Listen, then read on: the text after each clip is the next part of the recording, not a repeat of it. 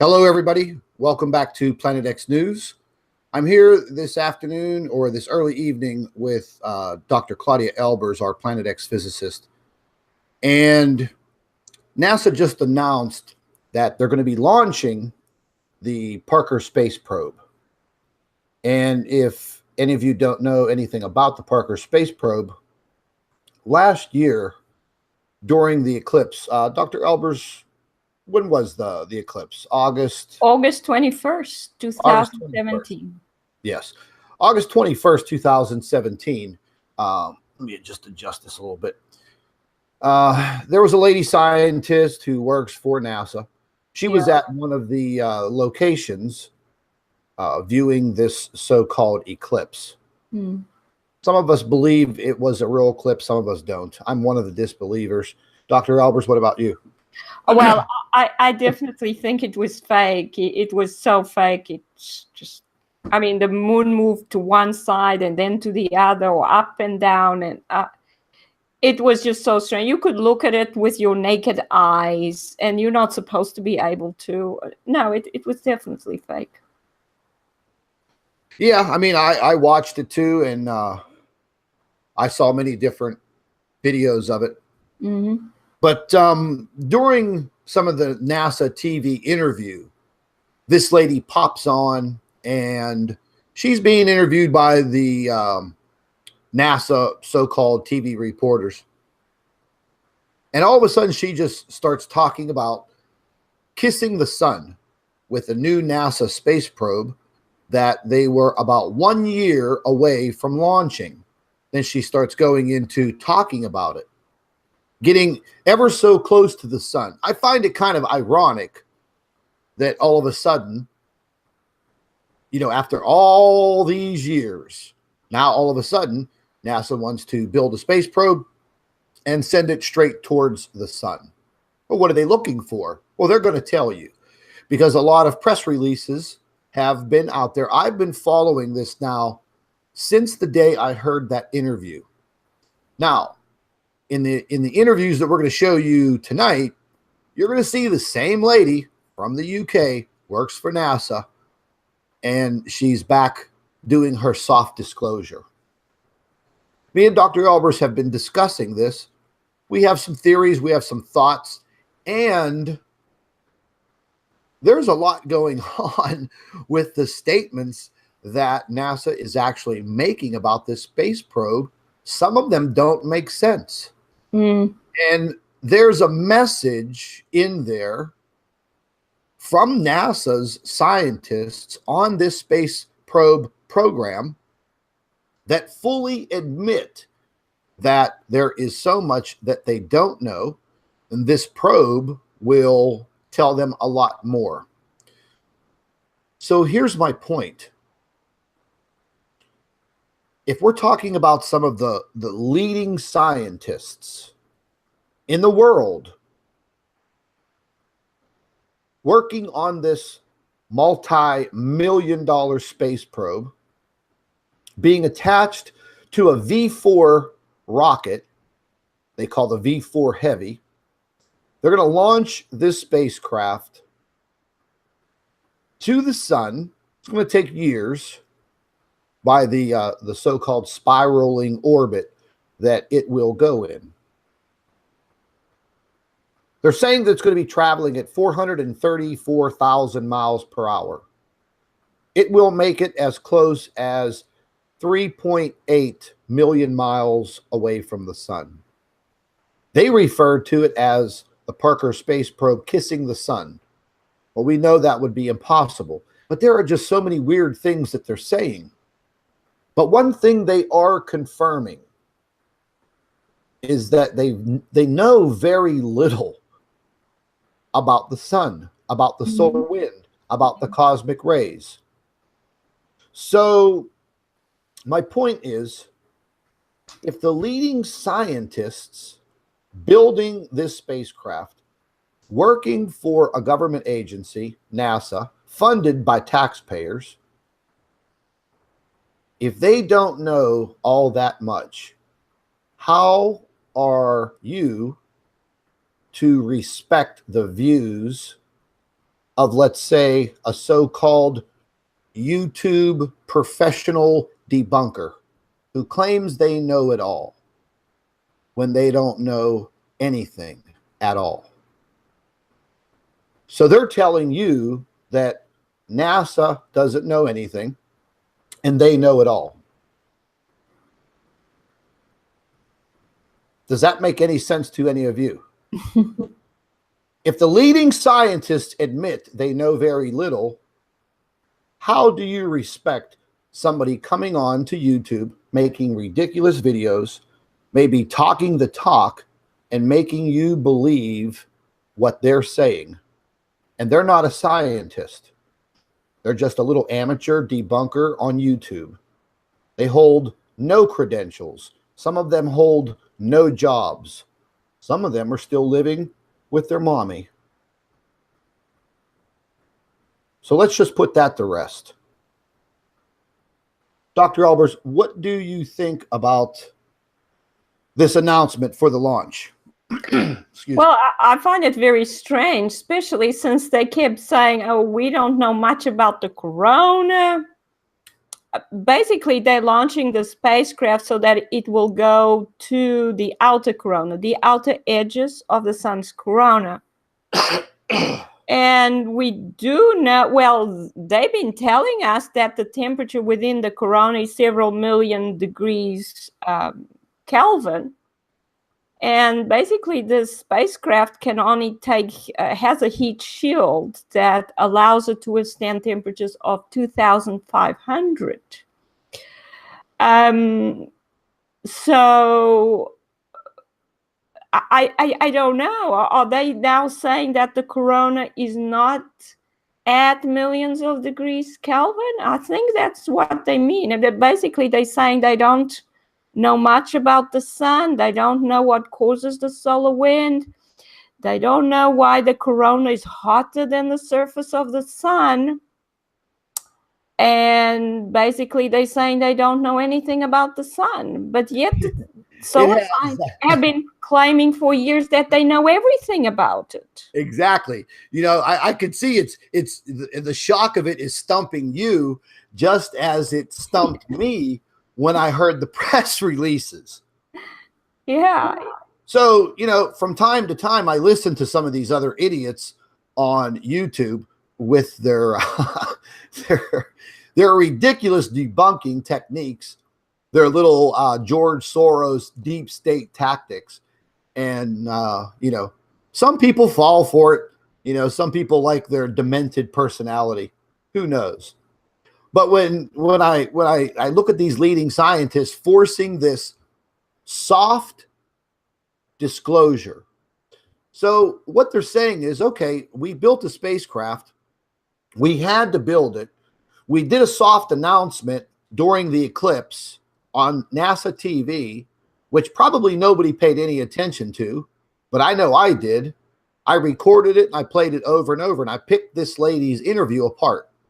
And what she was doing was a soft disclosure back on August 21st, 2017, during that eclipse. The same lady, I'm going to show you all of the video information on this, all of the press releases, okay? And how they designed this craft and what it's going to have to go through. We're going to detail that for you. We think that they're actually up to something else other than going out to kiss the sun. So I'm going to share my screen. We were trying to work on the technical issue with the sound so you guys can hear it. I may have to turn the volume up a little bit. Turn the volume up on whatever you're watching us on, your cell phone, you know, your big flat screen TV, your home computer. Turn the volume up a little bit as I play these videos for you on these press releases. So just bear with me. I'm going to share my screen. Let me entertain you. What do you think, Dr. Albers? Yes, NASA's very entertaining, especially with all their CGI footage. Oh yeah, there's something else I want to point out with you guys tonight. Excuse me. I'm getting over my allergies are killing me. You know, we look at the SDO footage of the sun, and you know, the quality is so. It could be tremendously better, and that's what they show us here, you know, in public land. But you're going to see them and their views of the sun from the SDO spacecraft, and you're going to see the difference in what they see and what we see. But anyways, if you go to the NASA website, punch in the search up here, Parker Space Probe, right there. And, you know, I'll put the link. Matter of fact, let me do that real quick. I'll put this link in the description box. Or not the description box, the live chat. Any of you want to check it out, you know, go right ahead. Let's get back to this real quick. So going back, this is the latest press release that just came out, and they're talking about launching this on August 4th. So it will be pretty close to 1 year for this launch. There's a lot of information here on all of these. These are all articles and video articles. Excuse me. They even have some download HD multimedia stuff. Follow their rules. You know, if you want to put it in a video or put it up on a website. But I'm going to play this video right here. And this is the latest.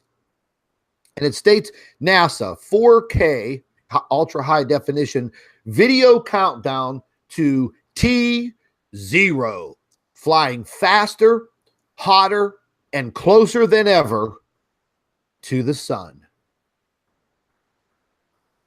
I want you to analyze the commentary in this video, and I want you to analyze the content of it.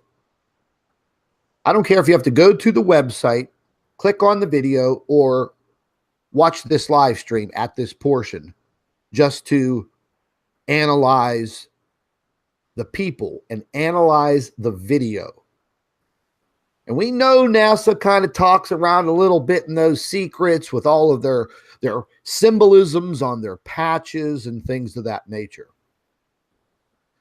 I was picking up on it. One of the key words you're going to hear a lot is the word alliance. Alliance. Now, if you guys know anything about the SSP and the secret space program, you would have heard this word alliance quite a bit. But anywho, let's play this first portion. I'm going to go ahead and expand this, and you could watch it. Look, you can watch it all the way up there in 4K, high definition, 1080. We'll watch it in 1080. Mm-hmm. I'm going to have to turn it up. You guys turn your volume up because the sound quality with Google Hangouts, there's not a direct link for your speakers that I know of, but I'll turn it up. The sun, the heart of our solar system. It's as familiar as anything we know. Although the sun has been studied for millennia, it still holds unsolved mysteries about its effects on our daily lives. To better understand the sun, NASA is preparing to launch a spacecraft called the Parker Solar Probe. It will lift off from Cape Canaveral Air Force Station near the agency's Kennedy Space Center, located in Florida.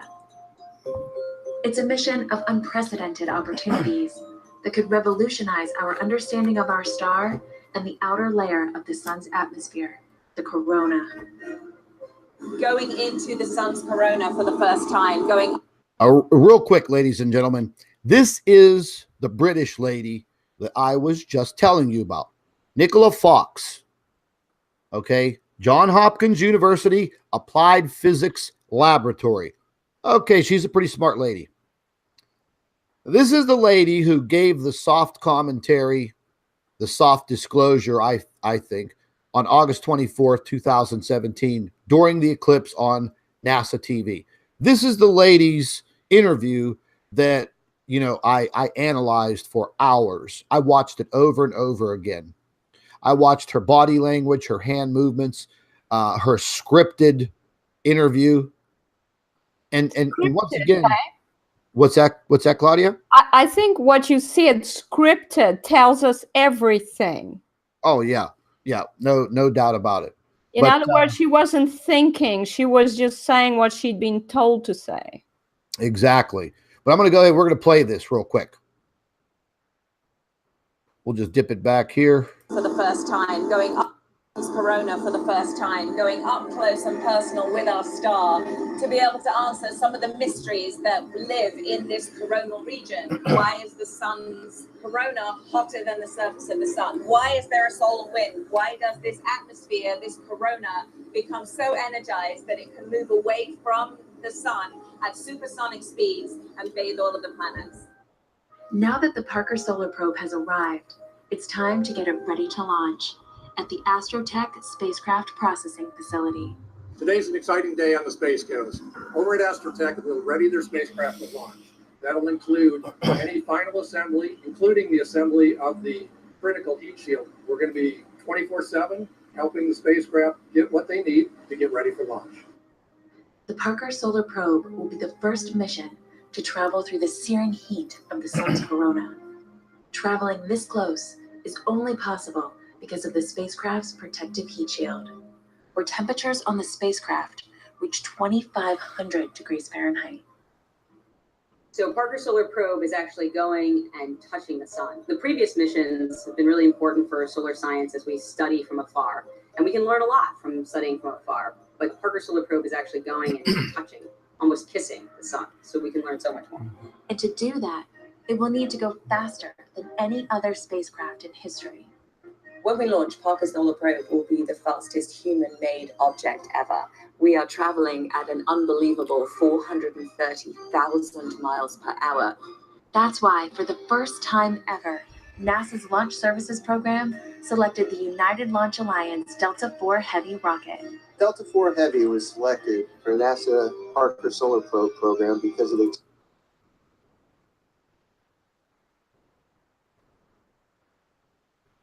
There it is, ladies and gentlemen, right there, staring you right in the face. There's part of their symbolism. You see the pyramid, the Roman numerals, key words: United Launch Alliance. Mm-hmm. It's all staring at you right in your face.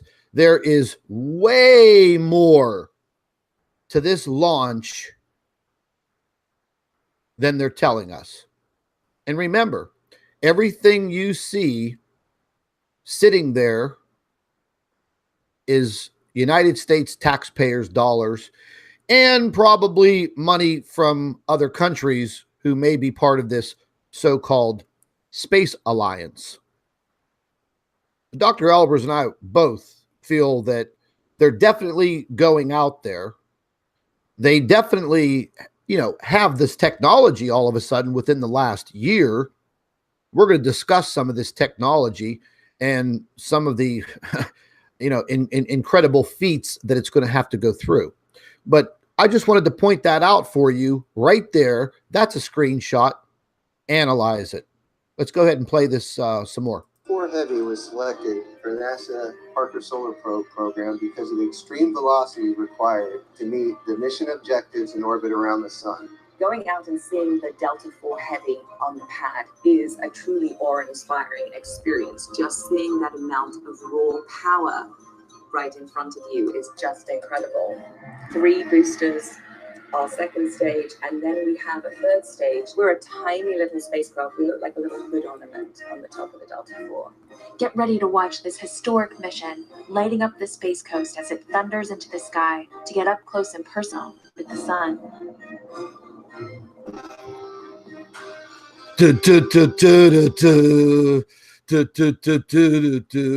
Well, listen, folks, you know, I don't know about you guys, but we see the symbolism. Very, very scripted. Of course, you know, it's a production video. I mean, it would be. But that's the same lady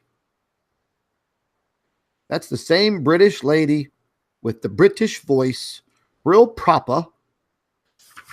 And she's the one who did the soft disclosure during the eclipse. Now, you guys can analyze this video, but I'm going to turn this over to Dr. Albers, and she's going to give you more than her 2 cents on this spacecraft and what is known of the sun now and this technology in order for this small spacecraft, which is, as they calling it, no bigger than a subcompact car. Okay. And very, very delicate equipment, transmitters, detectors, sensors, and I could guarantee you some infrared cameras and state-of-the-art, the best camera systems for space. They're on this craft. They would have to be. Why wouldn't they be? So, Dr. Albers, I'm going to go ahead. I'm going to turn it over to you, and we'll use a little bit of the backdrop here. Well, they said they're going to get it up to a speed of 430,000 miles, which is very high. I mean, if it went in a straight line towards the sun, it would take 9 days to get to the sun. So that's a very high speed. The thing is, spacecraft have never been launched to go directly to the sun. The closest they usually get to the sun is the L1 position, which is 930,000 miles from Earth.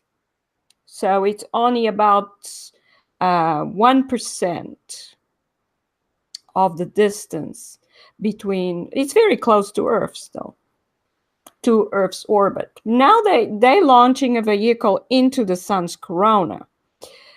Basically, this spacecraft would be hit not just by the particles that are at millions of degrees Kelvin that are coming in the solar wind, which is this spacecraft is supposed to study, but these are charged particles. They would induce currents in the spacecraft, in the electronics, and I think they would fry them before the spacecraft got there. And then the other thing is that in the sun's corona, the gravitational force of the sun on this object would be extreme. Yeah. See, folks, there are so many things that just don't jive, as I would say. Debunkers claim that, oh, you can't get anything like a planet that close to the sun within the sun's corona. It would be ripped apart. It would be this, it would be fried, blah, blah, blah, blah, blah. Okay, well, NASA is defying that by sending a small space probe, no bigger than a subcompact car, approximately 3.8 million miles away from the sun. So, you know, in astronomical terms, that's pretty damn close. But yet, this little small subcompact car size probe is going to make it. Yeah, and the other thing is, Scott, this thing has a heat shield that would protect it from these particles coming from the sun. But how is this object going to observe the sun since the heat shield has to always point towards the sun because that's where the particles are coming from? How is it going to manage to point its detectors towards the sun with the heat shield in front of it? Yeah, that's going to point a camera, which would be easy to damage by all the radiation and cosmic rays at the sun at the same time as the heat shield. That's just not possible. How have they worked that one out? I'm not sure. I know.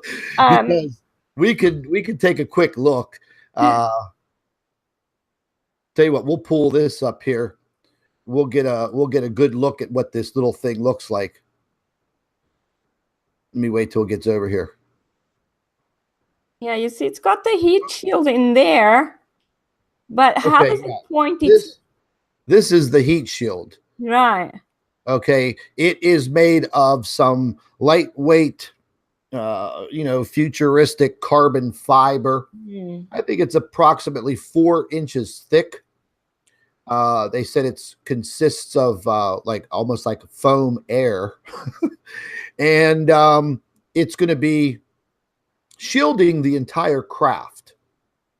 But yet, the heat, heat is everywhere.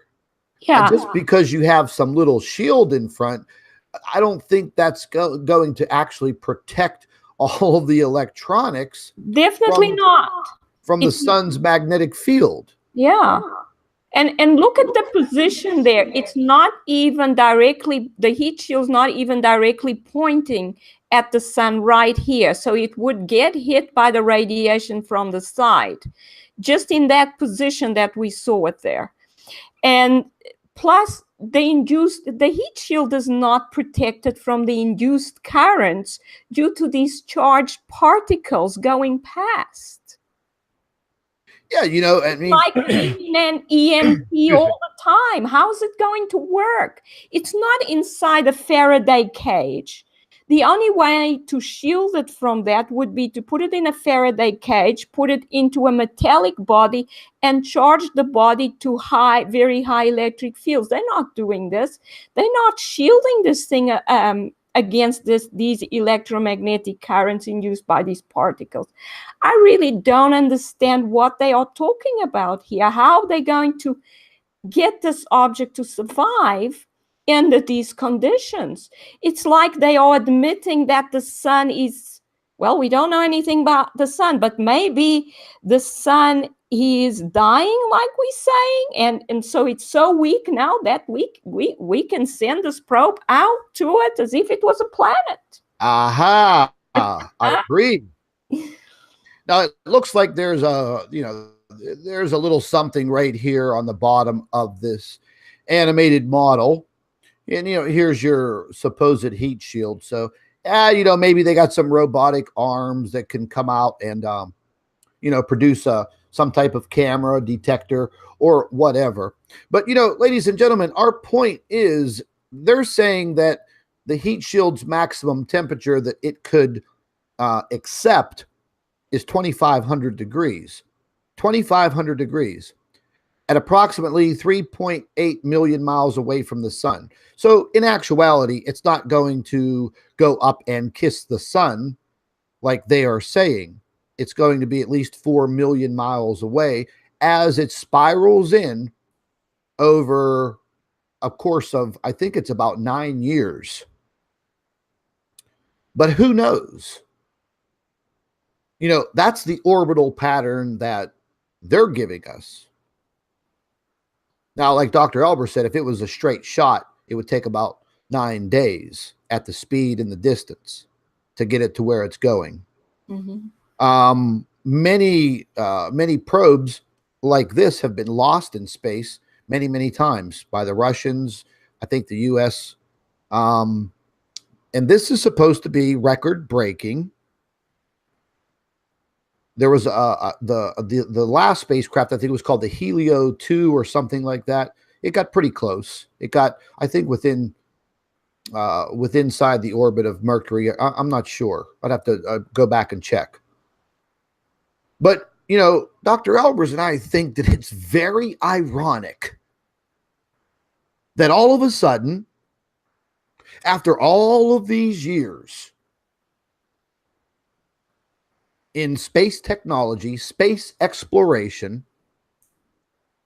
now, through the course of the last year, now they want to send a sophisticated probe to the sun because they've just now admitted that they know very little. And once again, some 2-bit debunker on YouTube, then that means you don't know anything. Only what you've been told and led to believe. So I think we've crushed all of that crap. Yeah. There's a lot of things that kind of don't make sense, but they are making sense now. Like Dr. Albers has been saying for, the last year, year and a half, our sun is taking a beating by these objects. The direct interaction with this Planet X object or objects and our sun, it's bleeding our sun. And if in fact our sun is truly going into a solar minimum, meaning it's already weakened, our magnetosphere will then weaken. More cosmic rays and solar radiation will penetrate the Earth over a very long period of time. Is there something else out there that they don't want us to see happening, such as the sun weakening to the point we would be able to visualize it and see it and experience it from Earth? Yeah, that's a good question, because what have they put in place so we don't actually see what's going on with the sun is the sun simulator. The sun simulator and the chemtrails. And as I discovered, the sun is not emitting light all the time, and it's getting eclipsed by these objects, and they're hiding that fact from us with these sun simulators. And we know that something dramatic is most likely happening with the sun. Maybe it's in a worse condition than we even realize. So what would they do with a spacecraft like this? They send it out to the sun. They take measurements about what's going on, and they give us CGI pictures to give us this idea that the sun is still fine. Yeah, because some of their pictures that they were showing looked like replications of the SDO footage. And I mean, that was, that's beautiful, high definition 4K video. Where the hell are they getting that from? Because that's not what we're seeing. Yeah, that's not. That's what we don't get to see that on the SDO public access. Hell, we're paying for it. Yeah. So, folks, I wanted to bring this to your attention because, there's a lot. There is a lot that I pay attention to. I pay very, very close attention to what is going on with NASA, the European Space Agency. I do go to their websites. I do peruse around, and especially when they're building, rockets, space probes, satellites, things of that nature. If they're making some of the information public, I do check it out. No doubt about it. A lot of symbolism in here too. Yeah, I was wondering why they had that purple light. That was strange. Why were they using a purple light? The thing is, they tell us very little about what's actually going into the craft and the real dangers it will encounter. It's just like a little bit of information that leaves you with more questions than answers. They don't give us specific information about what's going into the craft, how they mean to protect the craft from different dangers it will encounter in the sun. Surely that's the kind of thing that they should have prepared and talked about. That's what's most important. That's what's most interesting. But the fact that they haven't gone into that, I mean, any physicist would start asking, okay, but what's this thing going to encounter? We know we have these particles in the solar wind. How are you going to protect the craft from it?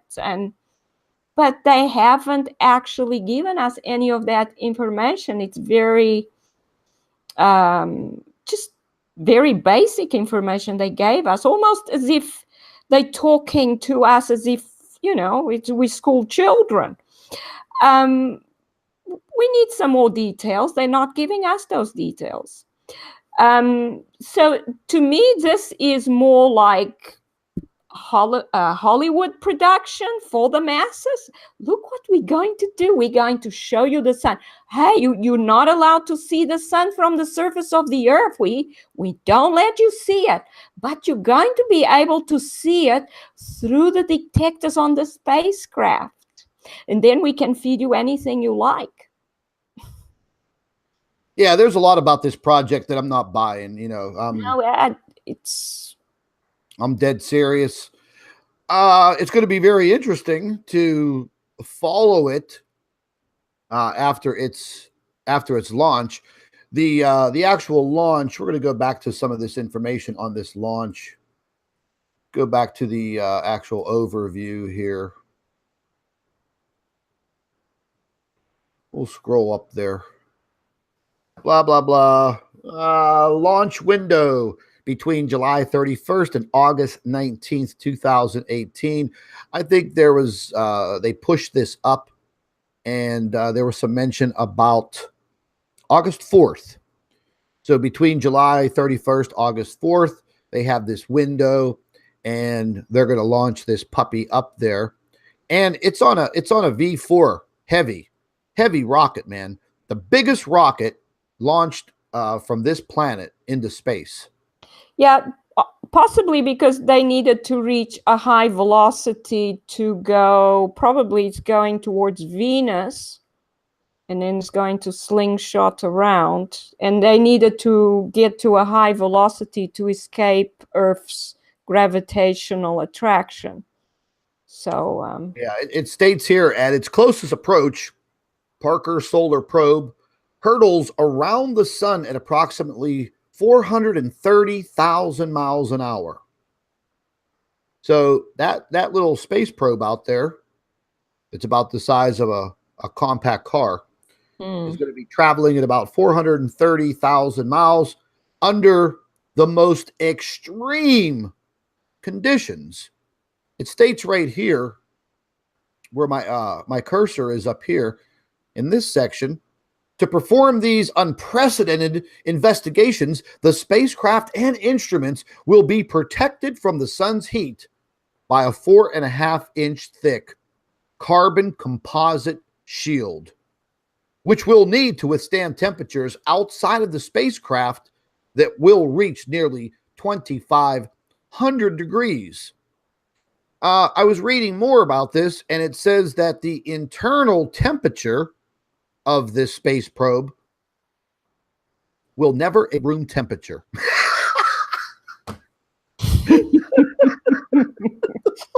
It's funny. Okay, I swear to God, folks, it's in this information. So, you know, like, why not take like a YouTube troll? Yes, I'm joking here. Strap them to the inside of this thing, make it a little bit bigger. And, you know, since the inside is only going to be room temperature, that human being can survive. You know, we can maybe give him some of that space food to take along for the ride, and he could report live from the freaking sun. Yeah. I mean, some of the ridiculousness. Yeah, I mean, it could be a manned mission, Scott, definitely, because, I mean, it remains at room temperature inside, and there's no problem with cosmic radiation, so, well, they could put a person in there. Yeah, they can, man. They could put a human in there. What's the guy's name out there on the West Coast? Twatter. Yeah. Maybe they could strap his big mouth on the inside of this thing, and he could report live from the sun, letting everybody know that the earth is not flat. But anyways, folks, I mean, this is where we're at with some of this. You know, this to me, once again, is telling all of us here on planet Earth that the space programs are hot and heavy to get out there and learn some more about the sun. And not just necessarily about the sun, but what's happening to the sun.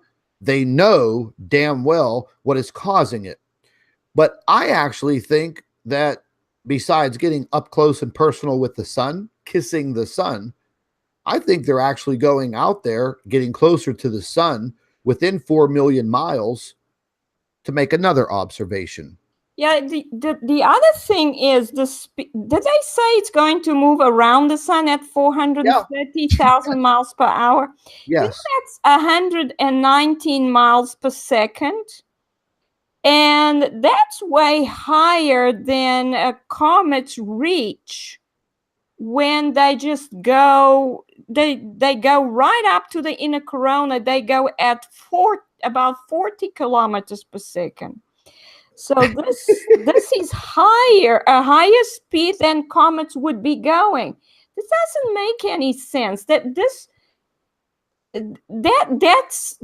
an orbital speed that will take it right into the sun, not the outer corona. Well, that doesn't make any sense. Let me ask you something.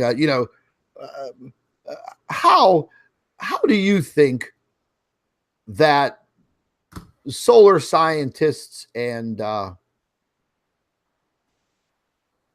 astrophysicists, all of these NASA guys that come up with all of this information and these stats and statistics and analyzations, do you actually believe they know how hot the outer corona of the sun is and why it's hotter than the actual bubbling surface of the sun?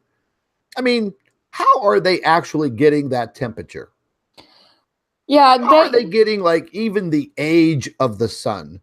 Yeah, basically, for the first time, they've admitted they know nothing, because what we actually found through the stellar cores, and this is why they don't want us to know about the stellar cores, is that all that is completely wrong. The sun is not anything like what they've been saying for decades the sun is like. Yeah. So it's acting in a totally different way. The stellar cores show us that stars have dense cores, solid cores inside them, just like planets. And so basically stars are not much different from planets, except they emit a lot more light from their atmospheres than planets do. But they're electrical. Everything's electrical, and they deny that anything's electrical. Everything about the solar system is electrical in nature, but they will not admit that. So how can they even ever understand how the sun works? It's like trying to understand life, but saying life has nothing to do with the ingestion of food. How can you ever understand life that way? It's impossible. So, do you know what else, Scott? We actually found out that there's plenty of evidence that by the 1950s, they had the capability to take things in orbit using electrogravitic propulsion. So for NASA to still be using solid rocket fuel, the brute force method of getting things into orbit, is ridiculous by itself. So, if you remember, the secret space program is completely detached from NASA. So the secret space program may be the only program that has that technology, and NASA's still using solid rocket boosters, firecrackers, to send little subcompact cars with some space age 4.5-inch thick foam detector that can withstand 2,500 degrees and block all the radiation. Here's my point, ladies and gentlemen. Wayne Steiger and Dr. Albers were talking about the cosmic radiation that people are now receiving in much higher levels from flying in an airplane, commercial airplane, pilots, passengers, everybody on board. So if they've had this space-aged carbon fiber protectant, why haven't the jets, the commercial jets, on this planet been? How come they haven't been retrofitted? Why are we still allowing people to fly and be subjected to having a chest x-ray for like an hour, 2 hours, 4 hours, 8 hours? So, you know, there's a lot of questions that arise here. Now, what about the radiation? If they're able to protect this little spacecraft from that amount of radiation in the sun's solar wind, why aren't we using that technology for the common man? Because I'm sure there are some applications for that related to commercial air travel. Huh? Yeah, I mean, they usually launch vehicles in such a way that it doesn't go through the Van Allen's belts because they can damage spacecraft. But you're going to get a lot more radiation in the sun's corona than in the Van Allen's belts. I mean, this spacecraft's going to get hit by CMEs. Oh yeah, that's another big a big variable right there. You know, solar flares. Oh yeah, I mean, we were just talking about the other day about the instability of the sun. The possibilities of it are absolutely great. Yeah, the sun is actually getting more active, and it has been getting more active for about 150 years at least. And that can be seen from ice core sample data. That's what I've been writing about. And what else you see is that as the sun gets more active, it's obvious getting more active, and the curve towards the year 2000 showing that it's getting more active, going up in sunspot numbers going up, is accompanied by cosmic radiation that's impacting Earth. So as the sun gets more active, the cosmic radiation goes up. What does that show? That shows the cosmic radiation is not coming from outside the solar system. It's coming from the sun itself. Only the sun that's becoming more active would be producing more cosmic radiation. And there are measurements of the interplanetary magnetic field also increasing by a factor of 2.3. So if the interplanetary magnetic field is increasing, that means that if there are cosmic rays coming from outside the solar system, that this will stop more cosmic rays from coming in, not allowing more cosmic rays to come in, the other way around.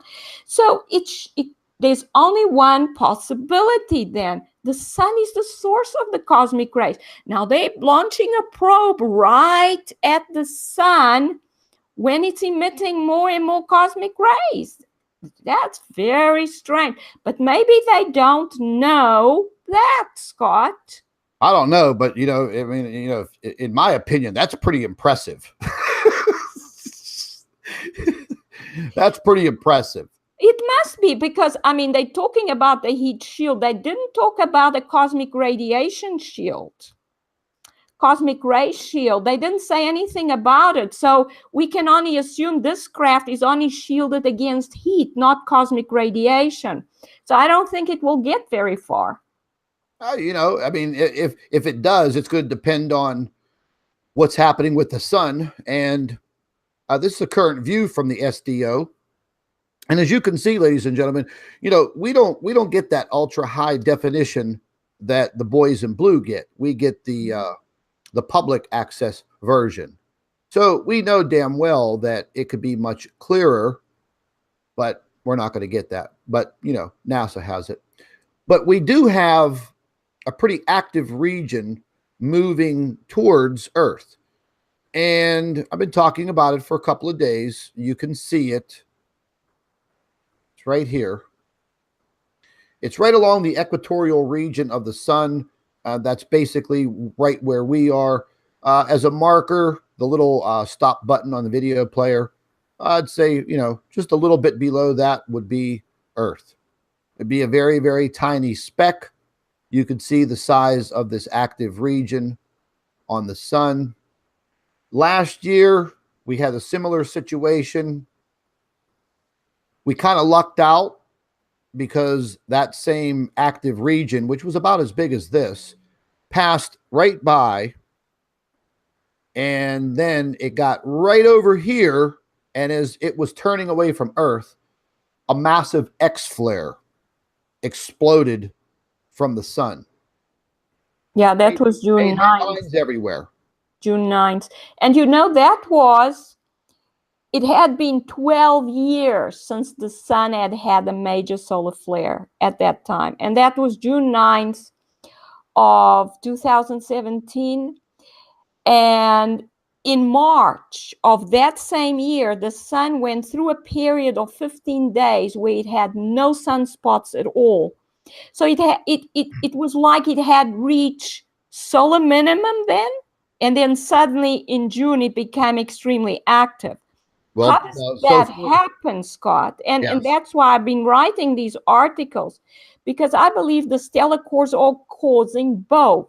The stellar cores, by drawing energy from the sun, or weakening it, so it becomes weaker and weaker. Yeah. But whenever a new stellar core comes into the sun's corona, it actually provokes it into having these very energetic events. And because the sun's getting weaker, and when it has less energy, it affects its gravitational influence. That's what I found out. So it's not able to hold on to its plasma as well. So whenever a large stellar core comes into the sun's corona for the first time, it's just arrived in the solar system, that's when it can cause the sun to have these huge explosions. That's why we're seeing both things, the sun getting weaker and weaker and becoming more active at the same time. But it only happens when a new large stellar core arrives at the sun's corona. So we know what most likely happened on June 9th is that a very large stellar core, one of the larger ones, arrived at the sun's corona, and provoked it into that kind of thing. Well, you see all kinds of things flying all over the place. I've never seen that on the SDO footage before. Yeah, that is strange. It flies right around here. I don't know what it is, folks. You know, there's all kinds of freaky things that we see. I'm going to go back over here real quick. Yeah, I think there's a lot going on around the sun. There are more and more stellar cores there drawing energy from the sun. And and we caught that, you caught that object moving close to the sun and leaving that trail. I actually calculated its minimum speed, which was very surprising, would have been about 4,000 kilometers per second or so. It's a huge speed. It's obviously interacting with the sun in a way that we've never seen before. And this is why they don't want us to know about this, because, you know, it just changes all the physics we've ever been taught. We can tell that it's just impossible, that the theories that we've been taught are true, and yet we have things like this actually happening. So, you know. It's definitely going to be very interesting. I can't wait. I cannot wait. Scott, I think what they will do is actually give us a movie. You know, give us the story of what's supposed to be happening. It may actually just be fiction, but they will tell us as if it's the truth. I mean, if this spacecraft is that's funny, is launched and it's destroyed immediately, that they'll just tell us a story about. You know, they will even see all the people in the control room clapping and so on. Oh yeah, the voiceover cheering. Yeah, all the scripted stories they will tell us about this wonderful spacecraft that's getting closer and closer to the sun. And then they'll give us a whole lot of CGI. Oh, NASA's very good at CGI, don't you think? Oh, absolutely. Check it out, folks. The other day I ordered my glow ball. This is this real hard plastic replica of the surface of the moon, and it's completely wireless. It has a little button here which you just touch, and it changes colors. It even came with a remote control. But I thought it was pretty cool. A friend of mine got one. It's called the Glow Ball. You could find them online. Yeah, but it's a complete replica reproduction of the moon's surface. It's amazing. Yeah, after they mapped it. Maybe they'll be out there mapping the sun. Oh, yes. You know what this reminds me of? What? It kind of reminds me of Twatter's little bald head. Yeah. What do you think of that, Twatter? Rub your little glow ball. Yeah, folks, if you want one of those glow balls, just check it out online. You can find them everywhere. Mine was about $50. I got the bigger one. Pretty cool.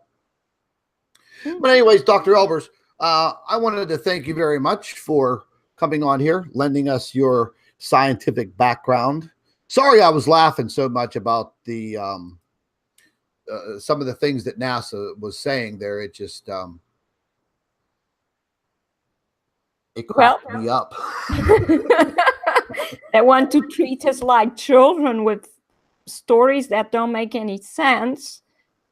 You know, we just have to ask the right questions. I mean, how are you going to actually get this spacecraft to the sun when we know what's going on with the sun?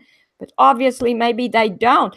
I mean, if they know nothing about the corona, how do they even know that the spacecraft will maintain room temperature inside it with this kind of heat shield? How do they know there's a lot of questions. There's a ton of questions, man. I mean, listen, I wish I could be there, you know, on the launch pad, or I wish I could be there in the last development stage this next week or two. You know, because I have a whole bunch of questions. But you know what, folks? This is what we're going to do. We're going to sit back and we're going to watch their production, and they'll stream it live. We'll see the launch. And then, you know, I don't know when we'll get some immediate direct information. There may be some updates on their communication with the probe. But, you know, it's probably going to be quite a bit of time. But I also think that it's going to make some analyzations of Venus on its way through, and maybe Mercury. We'll see, because Mercury is like 44 million miles from the sun, and this probe's going to go way past it, 3.8 million miles away from the sun in the far reaches of the outer corona. This should be interesting. But anyways, folks, stay tuned. Make sure you are subscribed. Make sure your notifications are set, because you know how YouTube monkeys around with that. And we'll have updates, you know, as much as possible. I'm going to be doing a lot more live streaming because YouTube is just playing around with the uploading process for Dr. Albers and I. A 5-minute video with my high-speed internet access is taking between 2 and 4 hours. I've had everything tested on my end. There's absolutely nothing wrong on my end.